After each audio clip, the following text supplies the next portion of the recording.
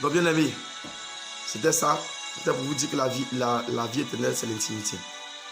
Et on a vu tout à l'heure au commencement, dans Genèse 2, verset 10, le feu c'est le Saint-Esprit, c'est aussi Jésus-Christ. Le jardin c'est l'épouse, faites des richesses, allez voir. Donc ne laissez personne vous distraire, c'est l'intimité, la vie éternelle. Arrêtez de faire des consultations. Nous sommes venus par le Saint-Esprit simplement pour vous dire, la vie éternelle c'est l'intimité. Il faut arrêter, il n'y a qu'un seul médiateur. 1 Timothée 2, verset 5 qu'on a lu. Il n'y a qu'un seul médiateur. Excusez-nous pour cette coupure. Mais il n'y a qu'un seul médiateur. Il faut arrêter. La vie éternelle, c'est l'intimité. Regarde ton intimité. Compare ton intimité. Regarde l'intimité que tu as le Seigneur. Et puis regarde un peu ta communion fraternelle. Non. La communion fraternelle fait partie de l'intimité. Quand tu es intime avec le Seigneur réellement, quand ta vie d'intimité est complète, elle est garnie, le Seigneur lui-même va régulariser ta communion fraternelle. Il va lui-même planifier ta communion fraternelle. Il va lui-même, en tout cas c'est possible, c'est normal de le faire. Mais il ne faudrait pas que la communion fraternelle prenne la place de l'intimité. Il ne faudrait pas que les hommes, les pasteurs dans les assemblées qu'ils appellent assemblées, mais c'est des boutiques, c'est des entrepôts. Moi le Seigneur m'a montré ça. C'est des entrepôts. Il y en a plein comme ça qui travaillent avec des démons, plein, beaucoup comme ça, qui travaillent avec des démons, des magiciens. Hein? Il faut qu'on arrête. Bien aimés, nous sommes dans les derniers temps, il faut qu'on arrête. Cherchons Jésus réellement. Faisons comme nos ancêtres. Regardez Abraham, regardez Isaac. Ils ont cherché, ils ont marché avec Dieu. Ils ont marché avec Dieu. Est-ce qu'il y avait un interprète? Regardez Moïse, il a marché avec Dieu. Toi, tu es homme de Dieu, tu marches avec qui? Moïse conduisait le peuple à Dieu. Moïse conduisait le peuple à Dieu. C'est le peuple qui a refusé. C'est pourquoi il dit aux frères et aux sœurs, arrêtez ça, arrêtons. Il n'y a pas de consultation prophétique. Ne faisons pas comme ce peuple-là dans Exode 20, verset 18 comme je disais, à 24. Il faut arrêter. Hein? Allons tous à Jésus-Christ. Allons tous à Jésus. Allons tous à Jésus. C'est la vie éternelle. Allons tous à Jésus. Cherchons à connaître Jésus. Cherchons à le connaître précisément et correctement par la parole. La parole. Une vie de méditation personnelle. Une vie de prière personnelle avec lui où tu lui parles sincèrement. Tu ouvres ton cœur, tu lui parles. Tu verras. Il dit, il se laisse trouver par celui qui le cherche. Il se laisse trouver par celui qui le cherche. Il se laisse trouver par celui qui le cherche. Quand tu as un petit problème, pour tu prends le téléphone, tu appelles. Allô, prophète. Non, arrête ça. Il n'est pas prophète pour toi. Il est prophète pour lui-même, pour que tu sois sauvé. Il est prophète pour lui-même. Il est prophète pour lui-même dans le sens qu'il fait ce que lui qui l'a un prophète puisse le sauver. Il est prophète pour le Seigneur. On est roi et prêtre pour le Seigneur, mais pour lui parce qu'il se cherche aussi. Comprenez ce que je veux dire? Il se cherche. Prophète parce que c'est lourd. Il doit être un messager du Seigneur. Il est un messager du Seigneur. Comme les pasteurs. Mais chacun a sa fonction. Il faut arrêter, bien aimé. Arrêtons. Je vous en supplie, arrêtons. Je vous en supplie, arrêtons. La vie éternelle, c'est l'intimité. Depuis que tu es converti, il y a ton intimité. Depuis que tu connais le Seigneur, il y a ton intimité, il y a ta relation avec le Seigneur. Tu es dans les assemblées, tu es entre les Zooms, et les Instagram, et les TikTok, et je ne sais pas qui encore. Ça rend toc, tout ça. Ça rend nos familles, nos enfants toc. Ça rend nos familles toc, nos maris toc. Ça rend nos vies toc. Vous ne voyez pas?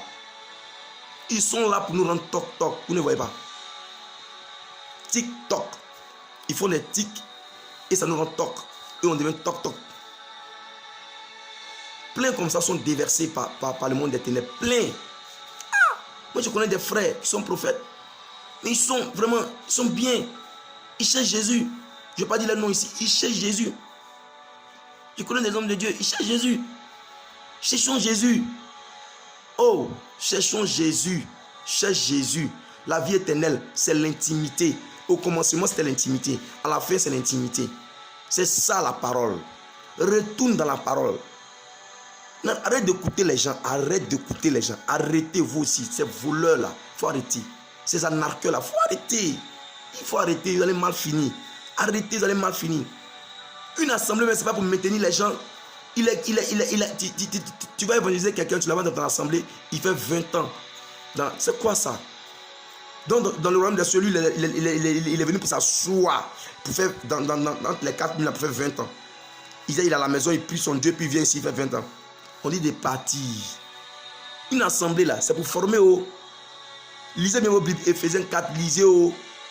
C'est pour former, Éphésiens 4, verset 11 à 14. C'est pour former. En vue de l'équipement des saints, pour équiper les saints. Équiper quelqu'un, c'est armé. Les ministères là. Hein? Mon frère, ma soeur, tu es prophétesse, tu es prophète, tu es évangéliste, tu es pasteur, tu es pasteuse, tu es au féminin, c'est pas au féminin puis au singulier, tout ça.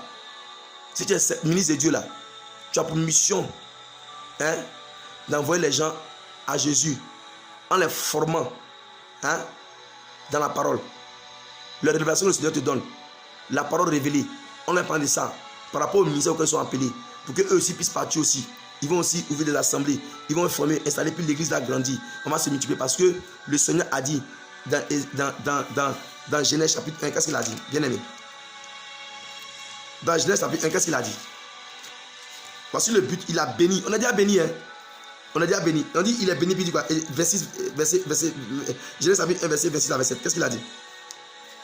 Qu'est-ce qu'il a dit, frère? Qu'est-ce qu'il a dit, soeur? Qu'est-ce qu'il a dit?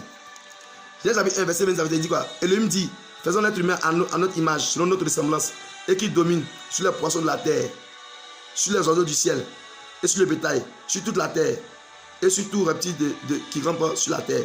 Verset 27, il dit, Elohim créa l'être humain à son image, il le créa à l'image de l'Elohim, il les créa mâle et femelle. Et le verset 28, Elohim les bénit, et Elohim leur dit, portez du fruit, multipliez-vous. Voilà. Genèse 1, verset 26 à 28, voilà.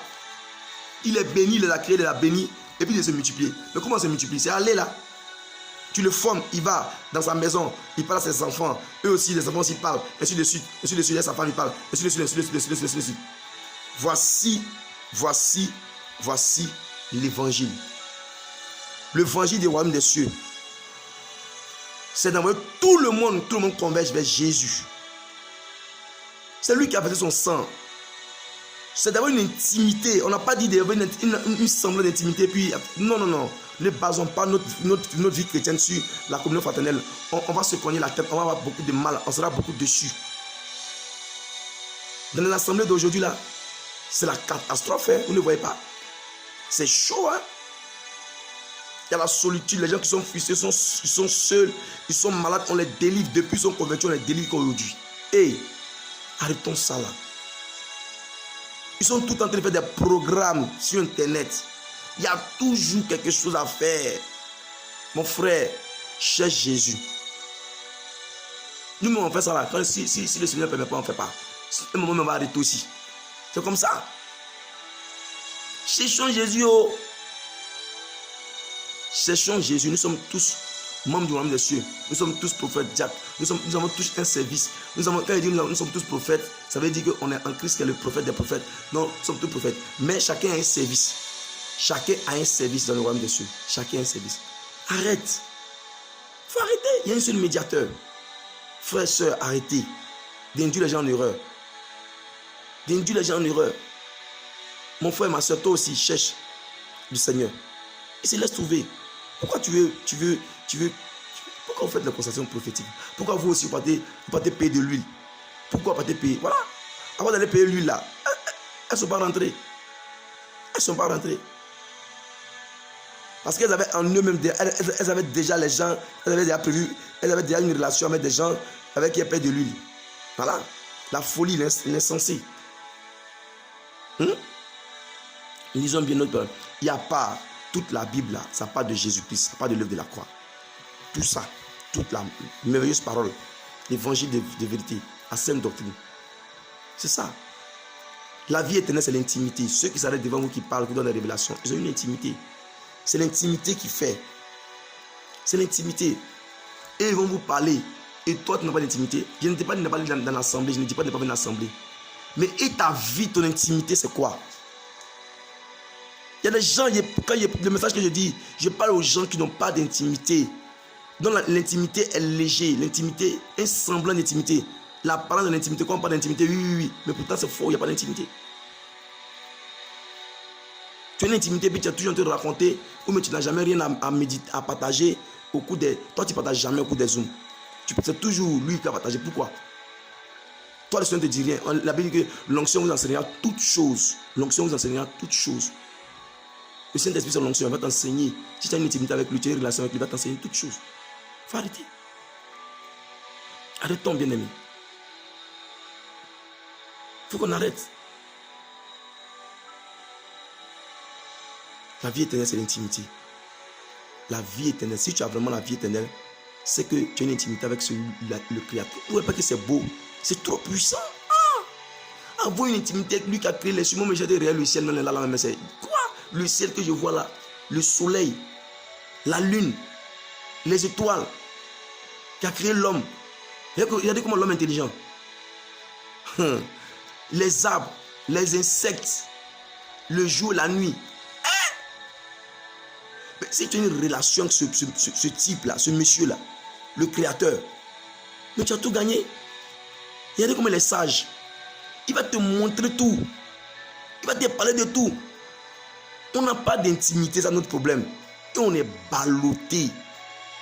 On est ballotté par tout vent de doctrine. Et après, on est égaré, on s'éloigne du Seigneur. Le but, c'est pour nous égarer. Lisez Ephésiens 4, verset 14, 13 à 14, je vous dis, c'est pour nous égarer. Ils sont habiles dans l'art de l'égarement. Habile, quelqu'un qui est habile là, et pour l'attraper, c'est difficile. Même quelqu'un qui est astucieux, même mieux. Mais quelqu'un qui est habile, il est dangereux. Lui, sa ruse là, c'est haut de gamme. Bien aimé, cherchons Jésus. Cherchons Jésus. Il dit, je me tiens à la porte et je frappe. Si quelqu'un entend ma voix, qu'il m'ouvre, j'entrerai. Je souperai avec lui et lui avec moi. Vous voyez, je résume. Voilà. Donc là, c'est de ça qu'il s'agit. La vie éternelle, c'est quand tu soupes avec lui. Et le souper là, quand tu soupes avec lui, quand tu parles de tes enfants avec lui, quand tu parles de tes problèmes avec lui, puis il te donne les solutions. Quand tu parles c'est ça la vie éternelle, c'est ça. C'est lui qui a soupé à toi, c'est pas un homme qui a soupé à toi. C'est pas un prophète. Il dit encore, venez à moi dans Matthieu 11, verset 28. Vous tous qui êtes fatigués, je vais vous donner du repos. Le repos, c'est la vie éternelle, c'est lui. L'intimité là, c'est dans l'intimité qu'on a le repos. Il dit, venez à moi. Et puis après, quand tu viens à lui, tes problèmes, il enlève et puis tu donnes le repos.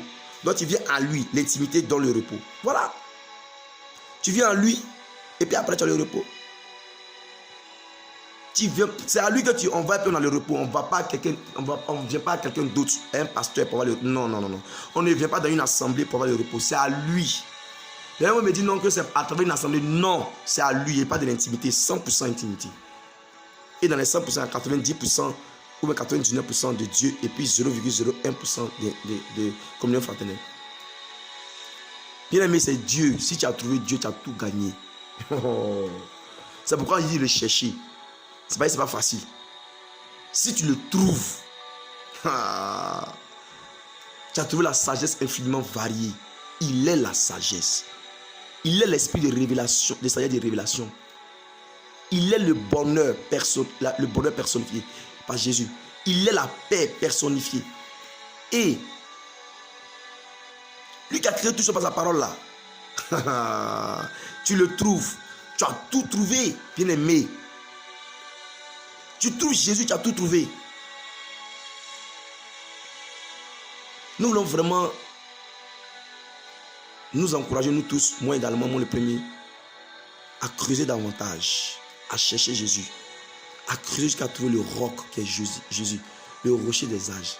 Ne faisons pas comme ce peuple qui est sorti de la maison de servitude de l'Égypte, à qui le Créateur vient, il se présente à eux, ils ont peur, ils disent à Moïse, va, toi-même parle-nous. Non, arrêtez de faire les consultations prophétiques. Il ne faut pas aller dire à un homme de te parler. Dieu vient, tu lui dis non. C'est quelle manière ça là? Dieu vient à toi, tu lui dis non. Ça c'est quelle manière ça? Ça c'est pas la sagesse, ça c'est la folie des vieilles sages. Dieu vient gratuitement à toi et n'ont rien demandé, il dit lui va les parler. Ils disent non. C'est pas la folie ça. Maintenant, comment lui, Moïse, il fait pour ne pas avoir peur? Moïse n'est pas un homme, il n'a pas des oreilles, il n'a pas des pieds. Moïse ne mange pas aussi. Moïse ne rit pas aussi. On rejette Dieu pour les hommes, pour un ministre de Dieu. Est-ce que ça, c'est compréhensible ça? Lui-même qui a mandaté ce ministre-là, tu le laisses et tu veux le ministre. Attends, est-ce que ça va? C'est comme un ministre dit, allons on va voir le président Macron. Un ministre dit, allons on va voir le président de la République. Je te fais voir le président. Tu dis, non, non, moi je laisse le président, moi c'est toi, je vais voir. Est-ce que ça va? Ça ne va pas, c'est la folie. C'est ça. Les vieilles folles, c'est ça. Il y a d'autres personnes qui courent dans l'histoire de communion fraternelle, d'assemblée, ils sont actifs, mais n'ont même pas d'intimité. Rien. Ils sont vides, il ne les connaît pas. Bien aimé, il a dit, il va dire, je ne t'ai pas connu. Ce n'est pas un jeu. Hein? Tu es membre actif numéro 1 même de ton assemblée. Tu nettoies les chaises, tu laves les WC, tu fais tout. Tu prends le sac du pasteur, tu parles en langue, tu chantes, tu partages. Mais toi-même, là, quand tu te mets et tu parles au Seigneur, là, c'est comme entre toi et lui. Entre toi et lui, là, c'est comment? Est-ce que tu sens qu'il est dans ta vie? Est-ce que tu sens que vous avez une relation? Est-ce que tu le sens? Si ce n'est pas le cas, là, tout ce que tu fais est zéro. Hein? Ah oui, il a dit c'est pas le parler en langue. Il a dit c'est pas la prière. Il a dit c'est la sanctification. Et la sanctification, c'est dans l'intimité qui nous purifie. C'est l'intimité. C'est lui qui nous lave, c'est lui qui nous sanctifie parfaitement. Et c'est lui qui nous donne l'esprit pour avoir les fruits de l'esprit. Ce n'est pas les dons. Hein. Il est dit, regardez dans Éphésiens, Genèse 2, verset 10. Un fleuve sortait d'Éden pour arroser le jardin. Et après, c'est divisé en 4 bras. Le fleuve, c'est Jésus-Christ. Le fleuve, c'est le Saint-Esprit. Le jardin, c'est l'épouse. Allez voir dans le strong. Dans la strong plutôt. Le jardin, c'est l'épouse. Donc, au commencement, il y avait une relation. Il y avait une intimité. Donc, Dieu visitait l'homme. Dieu rendait visite à l'homme. Dieu communiquait directement avec l'homme par son esprit. L'esprit de Dieu. Dieu communiquait, Dieu venait parler à l'homme. C'est à cause de ça, merci Saint-Esprit. Vous voyez comment le Saint-Esprit est mauvais. Regardez ce qui me fait comprendre. C'est à cause de ça, malgré que l'homme avait péché. Tellement Dieu est bon, Dieu est amour, Dieu veut racheter l'homme. Quand il venait là, comment Adam a su qu'il venait? C'est parce qu'Adam, il dit, dans la Bible, on dit il a entendu, dans Genèse 3. Il a entendu. Tu n'es pas intime, mais comment tu vas entendre? Comment tu vas entendre? Adam était dans l'intimité. Adam a appris à connaître la voix de Dieu. Adam a eu une intimité, il savait la voix de Dieu, il connaissait, parce qu'il avait l'expérience avec la voix de Dieu. Il a entendu au vent du jour. Dans d'autres versions, on dit la fraîcheur du jour. Dans d'autres versions, on dit le vent du soir. C'est que sur Adam a entendu. Entendre, ça veut dire qu'il a compris que c'était Dieu. Il a perçu que c'était Dieu. Entendre, ça veut dire que c'est percevoir, comprendre. Mais comment? Par l'esprit, par son esprit, quand lui il a entendu, il a compris que Dieu venait. On dit la voix de Dieu qui se promenait dans le jardin. Comment Adam a su ça? C'est parce qu'Adam a entendu. C'est ça la vie éternelle. C'est ça la vie éternelle. Quand tu entends, tu comprends, tu perçois, tu sais que c'est le Saint-Esprit qui est là actuellement, qui parle. Je t'invite à te faire une intimité avec le Saint-Esprit. Le glorieux Saint-Esprit, Holy Ghost. Je t'invite à te faire une réelle intimité. Quitte dans l'agitation comme Martha. Dans Luc 10, à partir du verset 38 jusqu'au verset 41. Quitte dans l'agitation. Va lire ça aussi, tu vas voir comment il était agité. Pourtant Jésus était là. Mais l'autre était au pied de Jésus, l'intimité. Vous ne voyez pas? Elle était là, je te fais à manger. Elle était là, je lavais les assiettes, je te fais à manger. Elle était là, tu as mangé quoi? Elle était là, tu vas boire un peu d'eau. Elle était là, c'est quoi ça? Tu es dans une assemblée, c'est toi qui prends le sac du pasteur. Dieu t'a envoyé sur la terre pour prendre le sac du pasteur. Pour nettoyer les bancs, pour nettoyer les WC. Toi, ton onction, c'est pour nettoyer les bancs WC. Tu n'as pas d'intimité avec lui, hein. Tu n'as pas de service. Hein. Je n'ai pas dit nettoyer les bancs, les WC, c'est pour mauvais, c'est pas ce que je dis. Mais il y a des gens là, c'est eux les services, c'est faux. Moi, je n'ai pas vu ça dans la Bible. Je n'ai pas vu dans la Bible. Je n'ai pas vu dans la Bible que le service de quelqu'un, Dieu envoie quelqu'un sur la terre pour venir nettoyer le WC. Pour que les autres vont aller cabiner dedans. Quand tu viens nettoyer le bureau, tu nettoies le bureau de l'homme de Dieu. Tu nettoies tu balayes son bureau. L'homme de Dieu n'a pas mis pour balayer. Sa femme n'est pas là. Elle n'est pas mariée. Il ne peut pas balayer. Jésus lui-même, il faisait à manger à ses disciples. Il s'occupait de ses disciples. C'est quoi tout ça là même? Comment on réfléchit là? Il y a quelque chose qui ne va pas. Il y a quelque chose qui ne va pas là. Depuis quand l'homme de Dieu, que tu dis l'homme de Dieu, il t'a fait à manger. Toi, tu cotises pour son anniversaire, pour faire les cadeaux. Depuis quand lui t'a fait cadeau pour ton anniversaire. Depuis quand t'as fait cadeau pour ton anniversaire. Depuis que tu es né, tu as 50 ans dans l'assemblée, là, mais tu n'as jamais donné un cadeau. Mais toi, lui, il a au moins 50 ans aussi. Hein. Toi, tu lui as donné 50 cadeaux. C'est quoi tout ça là? Il y a quelque chose qui ne va pas. Hein. C'est de l'esclavage. La Bible dit c'est pour la liberté. Tu es libre comme ça là. Il t'a rendu libre pour la liberté. Tu es esclave de quelqu'un encore. Tu mets un être humain entre toi et Dieu comme Israël a fait. Dans Exode 20. Ils veulent Moïse parce qu'ils ont vu du feu, ils ont eu peur. Mais Moïse, comment il l'a fait? Comme Moïse lui a dit, non, n'ayez pas peur que le Seigneur vous éprouve. Hey! Ils ont peur à cause de quoi? Leur péché. À cause de tes péchés, comme tu aimes entendre ce que tu veux qu'on te dise ce que tu veux entendre. Tes péchés que tu caches, tu te fais un pasteur, un prédicateur pour qu'ils puissent te dire ce que tu veux entendre. Caresser tes péchés. Et eux aussi sont là à cause de la cupidité parce que tu as donné. Tu vas lui payer les billets d'avion, tu vas lui payer les costumes, tu as inscrit ses enfants, tu vas payer des maisons pour lui. Tu iras à l'enfer. Tu continues comme ça, tu iras à l'enfer. Tu continues comme ça, tu vas à l'enfer. Toi et ton pasteur, vous irez trouver votre maître, le prince de ce monde, le diable, Satan. Vous allez le trouver à l'enfer là-bas. Ça, c'est l'esprit de l'Antichrist. Répentez-vous. Répentons-nous. Arrêtons ça. Il faut arrêter. Hein. Tu es actif dans une assemblée, actif comme ça. Mais tu n'es pas actif avec le Saint-Esprit. Tu ne sais même pas ce que le Seigneur attend de toi. Ça, c'est normal ça. Tu as 20 ans de conversion, tu ne sais pas ce que le Seigneur attend de toi. C'est pas normal. Hein? Tu es toujours là. Tu es toujours en train de recevoir l'onction seulement. Tu reçois seulement. Tu reçois. Tu ne sais pas si tu es chantre. Tu ne sais pas si tu es sentinelle du Saint-Esprit de Jésus-Christ. Tu ne sais pas si tu es diacre, tu es évêque. Tu ne sais pas tout ça. Tu ne sais rien. Ton argent là, ça va périr avec toi. Ton argent va périr avec toi. Ton argent va périr avec toi. Si tu n'arrêtes pas, que tu ne cherches pas Jésus, qui est la paix, qui est la vie éternelle, avoir une relation avec lui, ton argent va périr avec toi. Arrêtons et cherchons Jésus, car la vie éternelle, ceux qui te connaissent, toi le seul véritable Elohim et Jésus-Christ qui t'a envoyé. La vie éternelle, c'est d'avoir des expériences surnaturelles. C'est d'avoir des expériences surnaturelles étant sur la terre.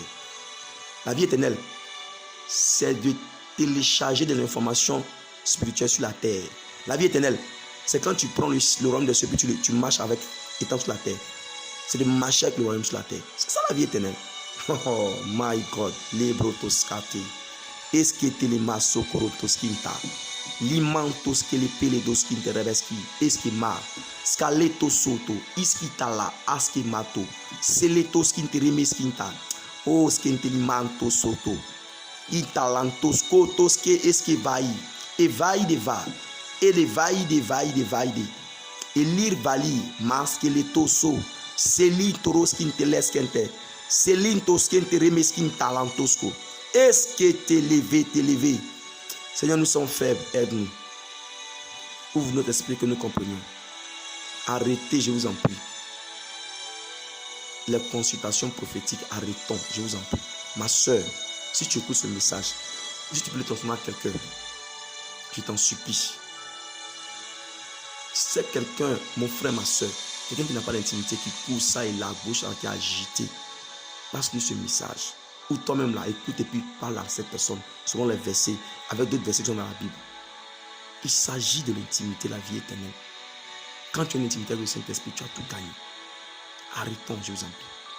Arrêtons, je vous en prie. Arrêtons, je vous en prie. Arrêtons. Cherche une intimité. La communion fraternelle, c'est normal. Mais cherche une intimité. La communion fraternelle, ce n'est pas ton intimité. Tu fais la communion fraternelle, tu n'as pas d'intimité, tu vas rester. Tu ne seras pas enlevé. Il dit, il vient prendre l'épouse. C'est l'épouse. Depuis le commencement, ça y est l'épouse. À la fin, c'est l'épouse. Et tout à l'heure, il t'a dit, le jardin, c'est l'épouse. Regarde, on parle d'enclos, on parle de fermé, on parle de, dans l'astron, on parle de marié. Une mariée. C'est l'épouse. Il s'agit d'une relation entre Christ et tout. Depuis le commencement, c'était une image. C'est l'épouse. La vie éternelle, c'est l'intimité. La vie éternelle, c'est la relation avec Jésus-Christ. C'est quand tu es son épouse. C'est quand tu fais partie de l'église de Jésus-Christ. Et non de l'église qu'on voit ici là. C'est l'église de Jésus-Christ. L'épouse. Celle à qui il a été donné de se préparer. Et on se prépare comment? C'est l'intimité. La préparation se fait dans l'intimité. Quand un époux qui est en voyage avec son épouse, qu'est-ce qu'il fait? Il parle ensemble de sa venue, il parle ensemble des enfants, il parle ensemble de la famille, il parle ensemble de leur vie future, où ils vont, quand il va venir la chercher, où ils vont partir. C'est de ça, la vie éternelle. Ah.